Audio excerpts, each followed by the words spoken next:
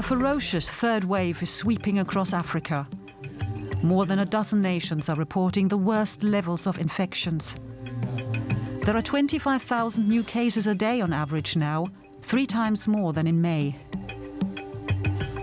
In Uganda, hospitals are already reaching capacity and oxygen is in short supply. The amount of oxygen required at the moment for the patients as they continue to come, we will not be able to make it. The situation is becoming dire in many regions. Are we seeing a repeat of the Indian tragedy in Africa?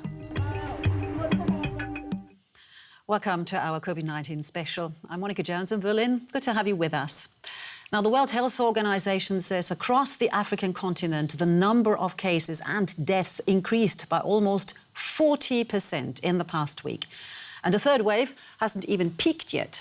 Vaccines, as we just heard, are in short supply, as is people's patience with the uncomfortable pandemic measures. The message shouldn't be new to anyone 1.5 years into a global pandemic. Wash your hands, maintain social distance, wear a mask. But the disaster management officers in Cape Town have observed that more and more people are not sticking to the rules. Our plea to them is really to consider their loved ones, even though they may be resistant to comply with protocol, but they must think of their family members and their loved ones at home, because how would they feel if they carry the virus and they don't want to comply, but they still infect the people at home and potentially losing a loved one. Not wearing masks in public is a criminal offense in South Africa, yet many people don't. But mostly this mask and everything is for the rich people, you know what I mean? Because they have so a lot of money, they don't want to die. Poverty is eating us up. It is tiring, especially for those who go to school. Like kids now, they must go 2 days a week. Like, it's frustrating, man, it's frustrating. A lot of people close to me died because of already on the second wave. So I'm worried on this third wave. So far, the province of Gauteng around South Africa's economic hub Johannesburg has been hit particularly hard, making up for more than 60% of new infections. Scientists expect stricter lockdown rules soon, but will the third wave hit the entire country harder than the second?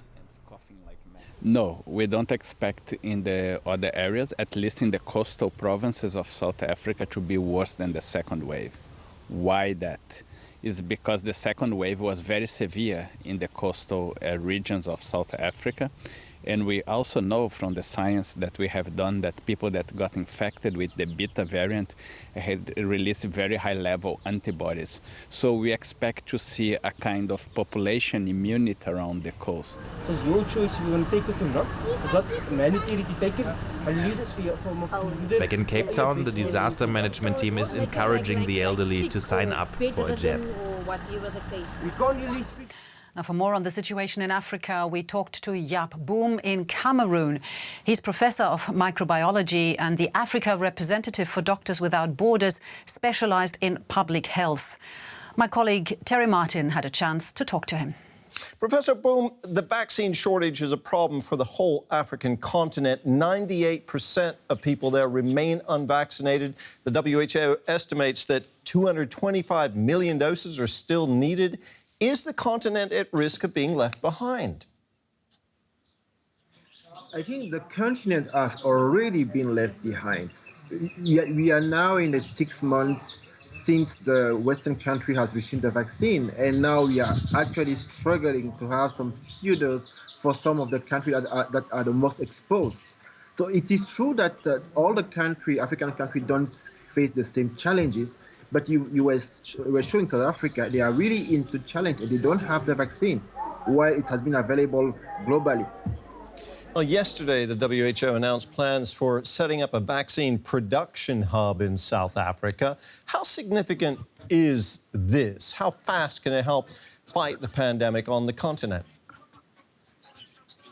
I think, first of all, it was inevitable to have the vaccine being produced in the continent. But for this third wave, for this current outbreak going on, it's a bit late. Actually, what we need now is to have dose of vaccine available. Even those one may be late for countries like Uganda, South Africa, Namibia, who are currently in the third wave. But it's already something good for the upcoming wave and also for the other diseases. Remember that we are going to produce those vaccines not only for COVID, but it might also be important for all the other diseases for which we are importing vaccine in Africa. Okay.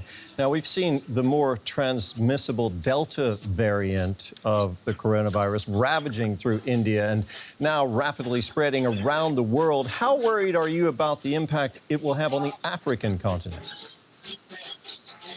I think we are quite concerned because if you see the countries that are now quite exposed to the third wave, you're talking about Uganda, you also have Namibia, Kenya. Those are countries that have received a lot of travelers coming from India, which means that they are more exposed of having that Delta variant.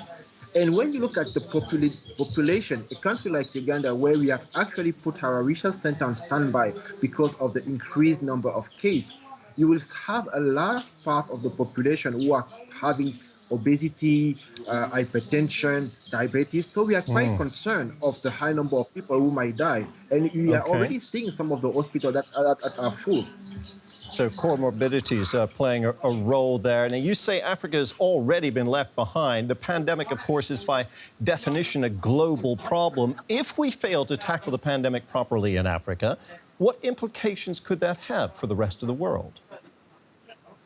You know, we are all interdependent. If we don't stop the pandemic in Africa, we'll be growing some new variants. And the entire Western population that's already received the vaccine, the Pfizer, the Moderna, and all those vaccines, at some point, those variants will come back. And they may need to have different vaccines. So we are all together. Maybe we are not realizing that enough. We are all interdependent. And if Africa is not out of the pandemic, there is no one who will be able to sleep quietly. Nobody's safe till everyone's safe. Professor Jaap Boom, Africa representative of the research branch of Doctors Without Borders, speaking to us from Yaoundé, Cameroon. Thank you so much. Now, again, the answer to this pandemic is vaccination, but there are exceptions, perhaps. Time for your questions. Over to Derek. My government says people who have had the disease should get just one dose of vaccine because more would be dangerous. Is that true? The short answer is no. Many people who've recovered from COVID-19 have since received a double dose of vaccines because the recommendation of most healthcare authorities in most countries is that 2 doses is still, as far as we know, the best way to ensure optimal protection. And all of those people are fine. So we know it isn't dangerous to get the full 2-dose regimen after recovering from the disease. But there are a few studies that highlight the question of whether getting that second shot for those people makes sense. One in particular that was published in the journal Nature back in April, it's received a lot of attention. The US researchers involved discovered that antibody response in people who'd recovered from the disease, that it soared after they got the first shot of a messenger RNA vaccine to heights that are only seen after 2 shots in someone who's never been infected. So although it won't hurt you to get a second dose of vaccine after recovering from COVID-19, many experts now think that it also won't have really a dramatic impact on how well you're protected. At some point, a kind of law of diminishing returns kicks in, where giving someone who recovered more vaccine likely won't really improve their immune response much anymore because their body is already locked and loaded to fight off SARS-CoV-2. That's prompted, for example, the French authorities to recommend that people who've had COVID-19 already only get 1 shot because that's all the experts there think is needed for good protection. That advice might change in the future, but particularly in countries where vaccines are currently scarce, holding off on the second shot in people who've had the disease could allow authorities to spread the limited vaccines they have a lot further. Derek Williams will be back again next week, no doubt about that. That's all from this COVID-19 special. Thanks for watching.